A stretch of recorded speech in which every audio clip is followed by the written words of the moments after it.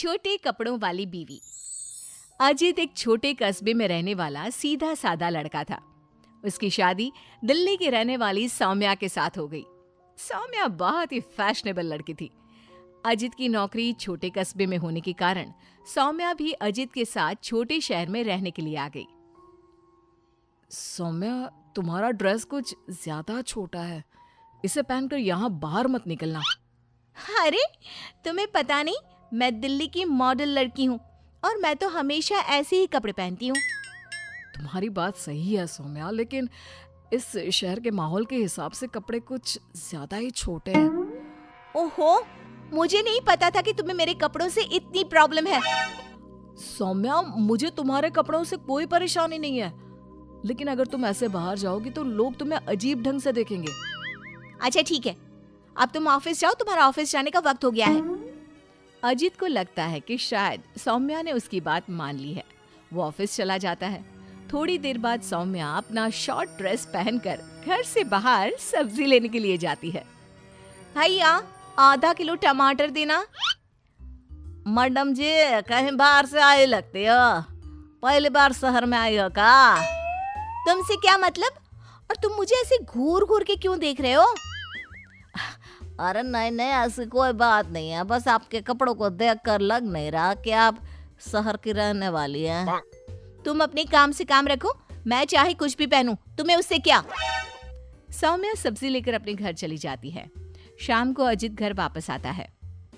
सौम्या, कल mummy papa आ रहे हैं। देखो, तुम ना उनके सामने साड़ी पहन कर रहना, वरना मम्मी बुरा मान जाएंगी। अरे यार, तुम भी ना जब देखो तब मेरे कपड़ों को लेकर परेशान रहते हो। अरे बस 2 दिन की तो बात है सौम्या, उसके बाद तो मम्मी पापा वापस घर चले जाएंगे। अच्छा ठीक है ठीक है। अगले दिन अजित ऑफिस चला जाता है और पीछे से सौम्या के सास ससुर घर पर आते हैं। लेकिन अजित के घर पर ना होने की वजह से सौम्या ने साड़ी नहीं पहनी थी और वही छोटे कपड़ों में वो अपनी सास के सामने आ जाती है। नमस्ते मम्मी जी, पापा जी, कैसे हैं आप? अरे मैं तो आंखें बंद कर लेता हूँ, ये बहू ने कैसे कपड़े पहने हुए हैं। राम राम राम राम राम। अरे बहू, तुमको जरा भी शर्म नहीं आती? अपने सास ससुर के सामने इतना छोटा ड्रेस पहनकर घूम रही हो। क्या अजित ने तुमको बताया नहीं कि हम लोग तुमसे मिलने आ रहे हैं? बताया तो था, लेकिन वो क्या है ना मम्मी जी, पापा जी, मुझे तो ऐसे ही कपड़े पहनने की आदत है। जरा मेरे साथ चल, मैं तुझे सिखाती हूँ कैसे कपड़े पहनते हैं। सौम्या की सास सौम्या का हाथ पकड़कर उसे कमरे में ले जाती है और उसकी शॉर्ट ड्रेस के ऊपर जबरदस्ती साड़ी पहना देती है। साड़ी पहनने के बाद सौम्या जैसे ही घर का काम करना शुरू करती है, बार बार जमीन पर गिर पड़ती है। हे भगवान, ये क्या मुसीबत है? ये 5 मीटर की साड़ी पहनकर काम करना मेरे लिए तो बहुत मुश्किल है। क्यों बहू, अब पता चला ना कैसे कपड़े पहनने चाहिए? तो मम्मी जी, आपके कहने का मतलब है कि आप लोगों के सामने मुझे साड़ी पहननी चाहिए? हाँ बहू, तुम्हारी सास के कहने का यही मतलब है। अब आगे से ध्यान रखना। शाम को जब अजीत ऑफिस से लौट कर आता है तो सौम्या को साड़ी में बेहाल देखकर उसे बहुत हंसी आती है। लेकिन अगली सुबह जब सौम्या सोकर उठती है तो उसके कपड़े देखकर अजीत और उसके माँ बाप का सर घूमने लगता है। अरे सौम्या, तुमने ये क्या पहना है?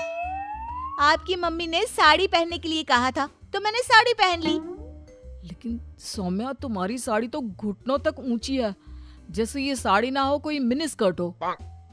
वो क्या है ना बेबी, तुम्हारी मम्मी ने मुझे सिर्फ साड़ी पहनने के लिए कहा था, उसकी लंबाई नहीं बताई थी। हे भगवान, ये कैसी बहू पल्ले पड़ी है? अरे ये क्या अजूबा बनकर घूम रही है? लगता है मुझे फिर से आंखें बंद करके ही रहना पड़ेगा। अरे पापा जी, आप एक बार आंखें बंद कर ही लीजिए, बार बार डायलॉग मारते रहते हैं। ये तुमने क्या हुलिया बना लिया है सौम्या? अजीत के मम्मी और पापा अपनी बहू की हरकतों से परेशान होकर वापस चले जाते हैं।